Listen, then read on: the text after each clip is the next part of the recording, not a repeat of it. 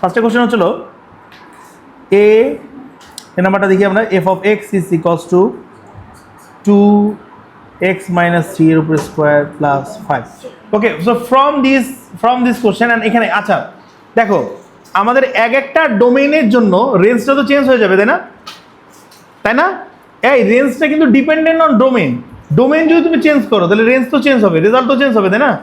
যেমন আমরা কোনো ইনপুট চেঞ্জ করলে কি, আমি বলছি না ফাংশন একটা নাম্বার মেশিন, তো নাম্বার মেশিনের মধ্যে কি মেশিনের ইনপুট যদি চেঞ্জ করো আউটপুট তো চেঞ্জ হবে, তাই না?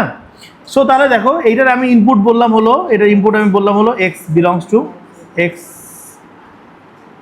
To any real number. Okay, so আমরা একটু দেখি তোমাদের এডুকেশনের কি খবর। এই ইকুয়েশনটা দেখে কি আমরা টার্নিং পয়েন্টটা বলতে পারি? বলো জুয়ার, বলো what is the turning point of this equation?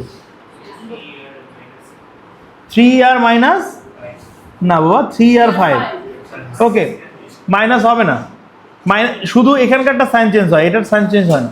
ওকে, এরপরে আসলে বাবা এটা হ্যাপি ফেস হবে নাকি স্যাড ফেস হবে? আব্দুল্লাহ বলো, জাইরা ওকে ডিস্টার্ব করো না প্লিজ। হ্যাপি ফেস হবে, তাই না? তাহলে এটা ছবিটা কিরকম হবে?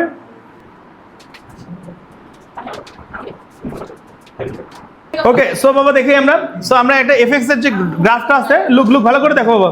So it was the graph, right? আচ্ছা, এখানে একটা জিনিস দেখি। সো এই যে গ্রাফটা আছে এটা কোন পয়েন্ট দিয়ে পাস করছে? দ্য পয়েন্টটা হচ্ছে 23। এটা কেমনে পেলাম? এখানে 23 কিভাবে পেয়েছি? এক্স এর ভ্যালু যদি 0 বসাই আমরা এই ইকুয়েশনে, তাহলে আমরা পাবো হলো 23। বুঝতে পারছি সবাই? সবাই বুঝতে, না বুঝলে বলবো বাবা, সওদা না বুঝলে বলবো। ওকে, সো আমরা এতটুকু বুঝছি। হ্যাঁ বলো, কোনটা? এটা ওয়াই এক্সিস না? ওয়াই এক্সিসের উপরে এক্স এর ভ্যালু কি 0 না? তাই তো বসাইছি। ওকে, সবার ক্লিয়ার হয়েছে বাবা এতটুকু?